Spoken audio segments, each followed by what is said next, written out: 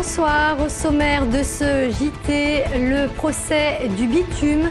Alors qu'on attendait aujourd'hui l'arrêt de la cour d'appel, une nouvelle audience a finalement été demandée.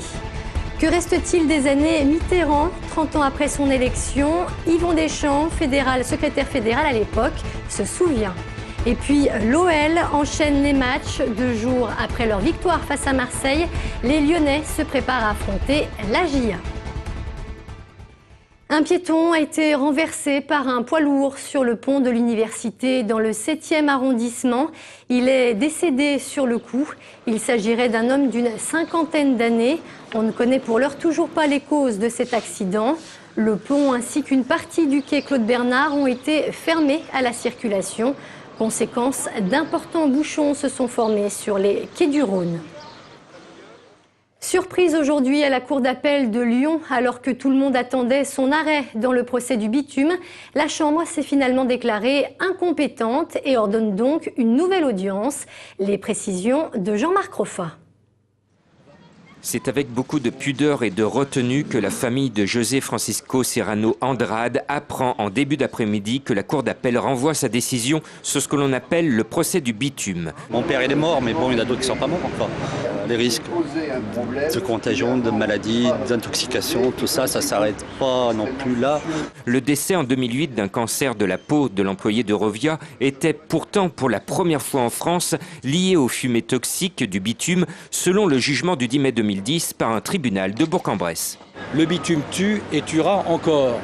La procédure est suspendue, entre guillemets, car la Cour ordonne une enquête, en quelque sorte, auprès d'un autre comité technique, un autre comité régional de reconnaissance des maladies professionnelles. Eurovia se défend d'un problème lié à son bitume. Elle fait appel à d'autres experts pour démontrer que le cancer de la peau de son employé est plutôt lié à l'exposition aux UV. Le bitume n'est pas cité dans cette décision dans la mesure où la maladie professionnelle, qui est une donnée préalable, est l'exposition aux UV. Le bitume n'est nullement cité dans le dispositif de la décision. Côté syndicat, la CGT espère que la famille aura gain de cause pour dénoncer les risques professionnels liés à l'épandage du bitume. Pour l'instant, l'entreprise reste condamnée. La condamnation de première instance, elle est suspendue, mais l'entreprise reste condamnée. Pour l'avocat de la famille Andrade, la vérité se cache dans la composition du bitume, gardé secret par Eurovia. S'il s'avère que les fumées sont vraiment toxiques, alors la justice pourra trancher. Le 10 mai 81, François Mitterrand était élu à la présidence de la République. Pourtant à Lyon, bastion centriste s'il en est, c'est bien Valéry Giscard d'Estaing qui obtient la majorité des suffrages. Comment les socialistes ont vécu cette élection si particulière?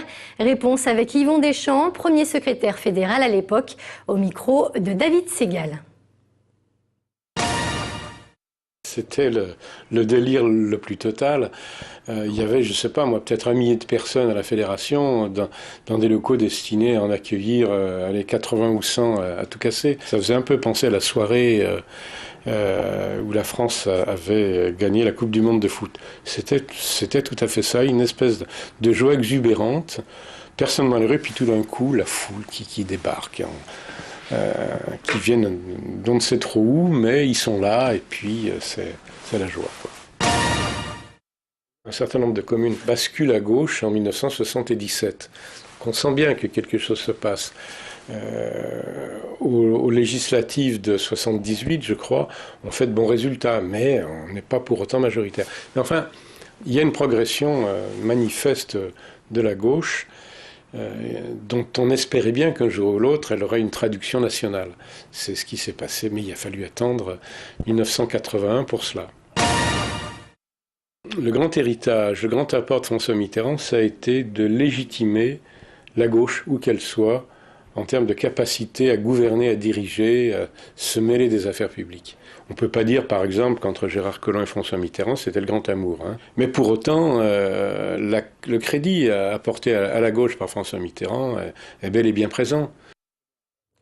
Une dizaine de personnes ont manifesté aujourd'hui place des Terreaux pour protester contre l'exploitation des gaz de schiste, et ce, au moment même où les députés s'apprêtent à interdire partiellement cette pratique.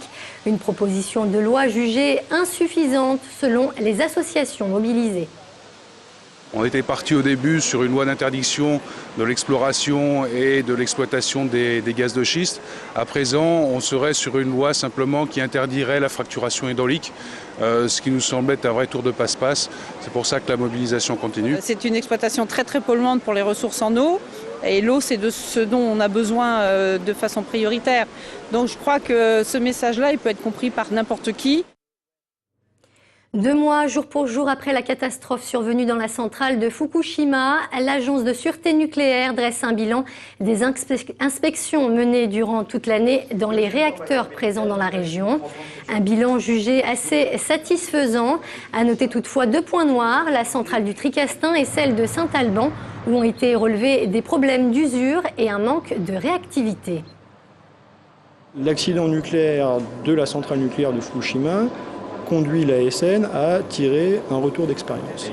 Il est fondamental de tirer ce retour d'expérience qui prendra plusieurs années. Certaines installations de la région Rhône-Alpes peuvent faire l'objet d'améliorations notables. Et c'est le cas de la centrale nucléaire de Saint-Alban et de l'établissement Comurex sur le site nucléaire du Tricastin.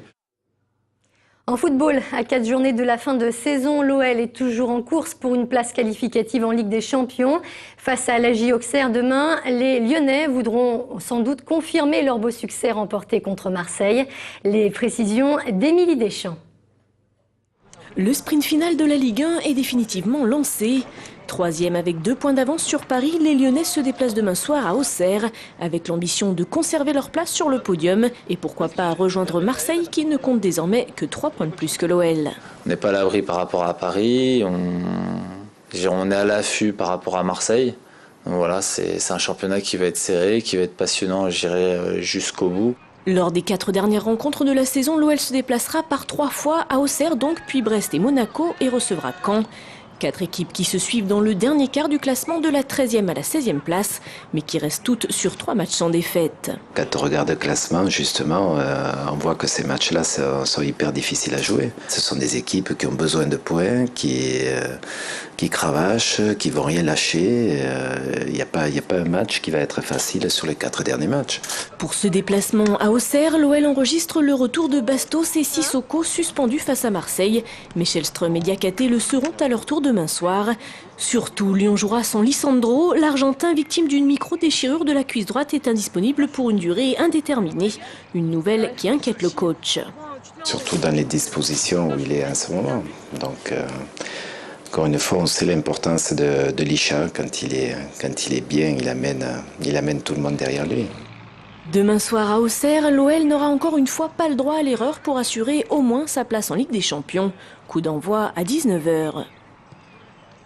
Et puis un mot de culture pour finir. Guy Darmet a présenté hier la programmation de la prochaine saison de la Maison de la Danse, sa toute dernière à la tête de l'institution.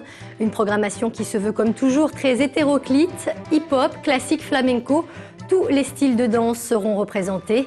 Une saison que Guy Darmet a imaginée comme un feu d'artifice avant de passer le flambeau à Dominique Hervieux. C'est un feu d'artifice de compagnie autour de la fidélité, de la beauté, de la jeunesse, avec des grands retours des gens qu'on aime, comme Philippe de Coufflet, comme Caroline Carlson, comme Maurice Béjart, et puis plein de petits nouveaux aussi, parce que la danse est vivante. Il faut avoir une vraie réflexion de fond, d'analyse, de travail, élaborer un projet à la fois qui s'appuie sur un héritage, ce succès, et à la fois qui renouvelle complètement et qui crée un nouveau souffle. Et donc c'est ce que je suis en train de faire. Et c'est la fin de ce JT. Merci de nous avoir suivis. Très bonne soirée sur TLM.